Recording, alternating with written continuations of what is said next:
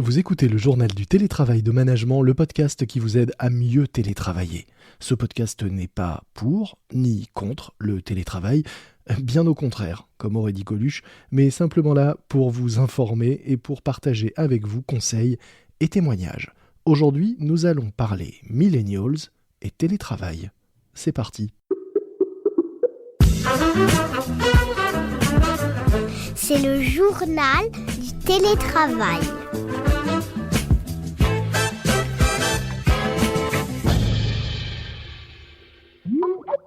Au moment du premier confinement, beaucoup se sont dit que les plus jeunes, les digital natives, comme on les appelle, ceux nés avec un smartphone entre les mains, seraient les plus à l'aise avec le télétravail, que pour eux, l'utilisation des outils numériques était naturelle, et donc l'adaptation serait immédiate et le télétravail facile.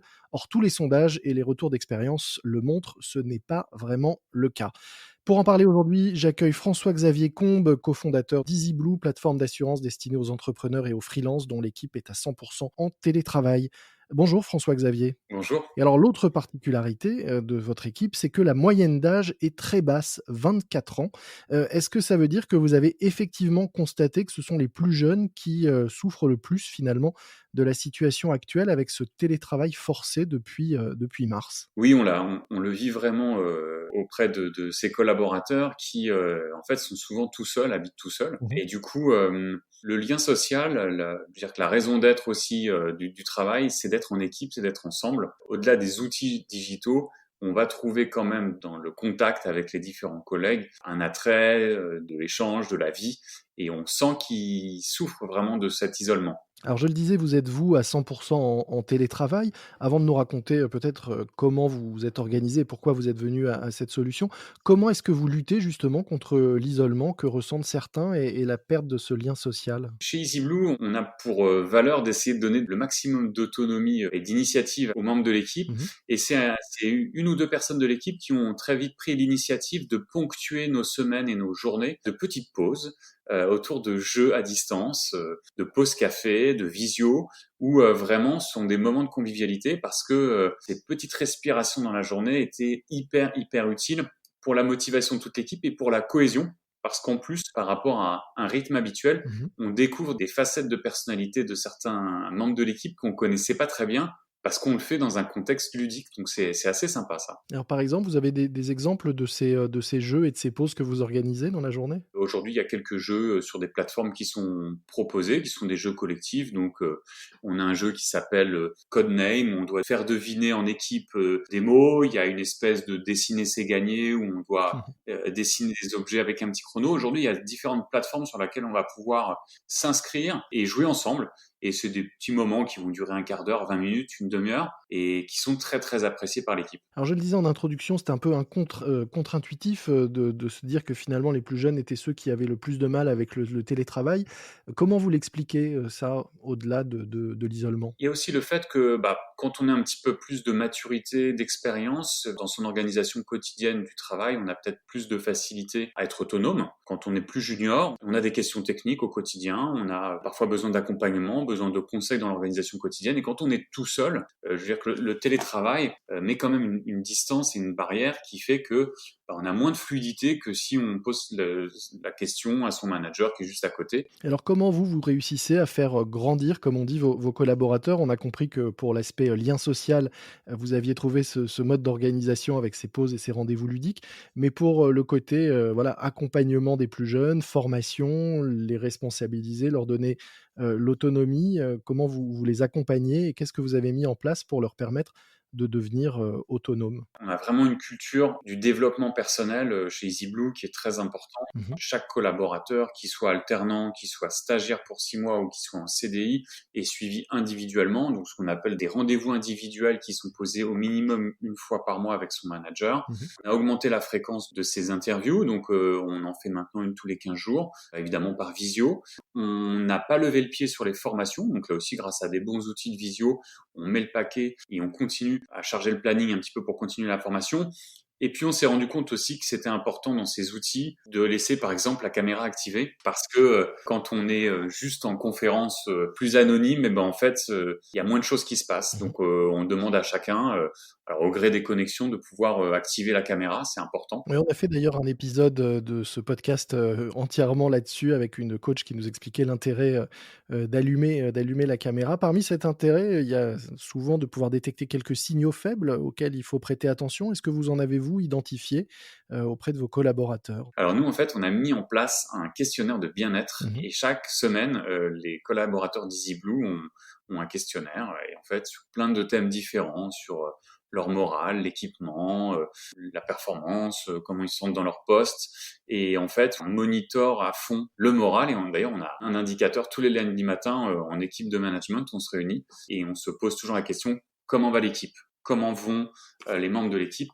Et on regarde le questionnaire et si individuellement ils ont besoin d'être chouchoutés, ils ont besoin, je sais pas moi, d'un matériel, d'un micro, de quelque chose qui va leur apporter un peu plus de confort au quotidien, bah on le fait et on leur donne. Oui, j'allais vous dire, au-delà des indicateurs, est-ce qu'il y a eu des actions concrètes et quel type? Bah, typiquement, il y a eu des demandes, par exemple, d'équipements d'ergonomie du poste de travail, des petits supports pour porter l'ordinateur portable, des casques audio. Voilà le genre de petites actions qu'on a menées assez rapidement là. Vous parliez de comité de management. C'est vrai qu'on se rend compte aussi qu'au-delà, de la capacité à maîtriser des outils technologiques, on voit bien que le télétravail et l'aptitude à télétravailler ne se résument pas, à ça. Est-ce que vous diriez que la qualité du management est aussi essentielle que la qualité des outils? Elle est même première en fait, parce que ce soit en télétravail ou en présentiel, mais encore plus en télétravail, la culture de l'entreprise, la culture managériale, elle va être mise à l'épreuve quand on a une équipe à distance. Et l'implication, le fait de sentir que les gens se sentent bienveillants les uns par rapport aux autres, eh bien en fait c'est hyper important. Donc on a aussi mis une action en place qu'on a appelée l'action ange gardien. Et en fait c'est sous forme toujours un petit peu ludique. Mmh. Et en fait on a un ange gardien, mais on ne sait pas qui c'est dans l'entreprise.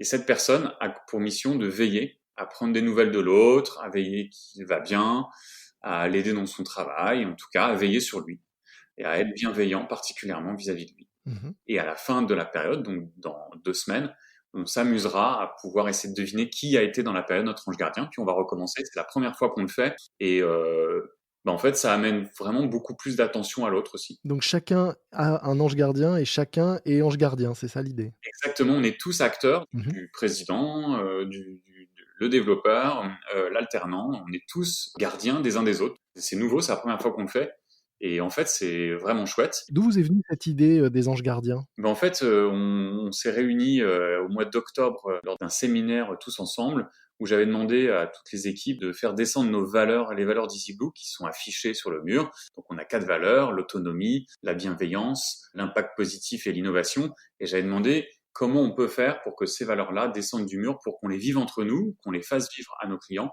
et pourquoi pas qu'on les Mmh. diffuse à la société civile. Et donc une des idées qui est ressortie importante, c'était cette idée des anges gardiens. Donc on a vraiment, il y a eu plein d'idées, on l'a sélectionné celle-là en disant celle-là faut vraiment qu'on la mette en place et du coup bah c'est assez génial quoi. Je le disais en démarrant, vous êtes à 100 en télétravail. Est-ce que vous pouvez nous expliquer comment vous fonctionnez? Est-ce que c'est un télétravail, subi du fait du contexte sanitaire ou est-ce que c'est choisi? Et quel modèle, vous avez envie de conserver demain? Alors, en fait culturellement déjà au départ on est sur 2 sites. Mmh. Toute notre pôle technique de nos développeurs et de notre équipe informatique est à Aix-en-Provence et l'autre partie de l'équipe est à Paris. Donc Donc déjà de la distance. voilà, depuis le début de la boîte, c'est comme ça. Mmh. Donc, en fait, ça, on le manage. Alors après, hors confinement, du coup, on organise à chaque fin de trimestre, on se réunit tous ensemble, habituellement, on se voit, et ça, c'est des moments culturellement hyper importants. Après, comment on se voit demain? Ça ouvre un certain nombre de perspectives parce que, par exemple, dans parfois certains recrutements, on a eu tendance un petit peu, je pense, à reculer devant la perspective d'un télétravail à 100% d'un collaborateur qui serait par exemple à Dijon, qui avait un super profil, et on avait un peu peur de plonger. Je pense que ça nous rendra beaucoup moins timorés la prochaine fois, mais on fera pas du 100% télétravail parce que pour les raisons que j'ai expliquées, nous on a une équipe jeune et pour que tout le monde grandisse ensemble et se déploie, on a quand même besoin de beaucoup de rapports humains, quoi. Mais ça n'empêche pas, s'il nous écoute, ce candidat de Dijon, de vous renvoyer son CV, il a désormais plus de chances. Bien sûr. Exactement. Question en marge de notre discussion. Vous vous adressez, je le disais, aux petites entreprises et aux freelances avec votre plateforme d'assurance 100 digitalisée. Est-ce que vous les sentez, fragilisés, aujourd'hui par cette crise ou au contraire, est-ce qu'ils sont, selon vous, prêts à attaquer, 2021 avec, force et envie ou en tout cas, courage et détermination? Oui, en fait, nous, on a un petit peu le pouls de la création d'entreprise, de Mmh mh. l'initiative, parce on les a au quotidien. Nous, on a monté le premier coach d'assurance en ligne qui permet à chaque entrepreneur en venant sur notre site d'avoir un audit de ses risques en quelques clics et une proposition d'assurance sur mesure, d'un programme d'assurance sur mesure. Et donc souvent, ce service, il est utilisé par des entrepreneurs qui sont tout jeunes créateurs. Et là, on se faisait la réflexion, on sent un début d'année 2021 qui est extrêmement dynamique, contrairement à ce qu'on peut penser. Donc, on a l'impression qu'un certain nombre de freelances, d'indépendants, de petits entrepreneurs ont décidé de plonger, de se lancer en ce début 2021, en tenant certainement compte de tout ce qui s'est passé en 2020, mais avec des projets qui sont complètement en phase avec la demande d'aujourd'hui de transformation digitale de notre société. Mmh. L'accélération de transformation digitale, elle est vraiment palpable, quoi. Et peut-être que ce sont des lecteurs de management qui auront lu notre dernier grand dossier «Créer sa boîte en 2021 ou son business» et dans lequel justement on donne, des pistes et des idées et des exemples, nombreux, d'entrepreneurs qui se lancent, j'allais dire malgré la crise ou finalement parfois pour certains grâce à la crise à qui, ça a pu donner des envies, et des idées pour rester, positif en ce début d'année. Merci beaucoup, François-Xavier Combe. Je rappelle que vous êtes, le cofondateur donc d'EasyBlue, plateforme d'assurance destinée aux entrepreneurs et aux freelances dont l'équipe est à 100 en télétravail, en ce moment. Je pense qu'on se reparlera pour faire un bilan de cette opération des anges gardiens que je trouve, vraiment, originale et intéressante. Je serais curieux de savoir, ce que ça va donner et si vous la renouvelez, ce que ça peut apporter aux uns et aux autres. Avec un immense plaisir et merci beaucoup de m'avoir reçu. C'est la fin de notre JT. Retrouvez-nous sur l'ensemble des applications de podcast et s'il vous plaît, abonnez-vous pour être sûr de ne manquer aucun nouvel épisode. Si vous aimez notre podcast, laissez-nous des commentaires, notamment sur Apple Podcast ou sur la page LinkedIn du magazine Management qui relaie régulièrement les nouveaux épisodes de ce podcast. Moi je vous dis à très vite. D'ici là, soyez prudents, respectez les consignes et les gestes barrières, portez-vous bien et bon télétravail à tous. C'est le journal du télétravail.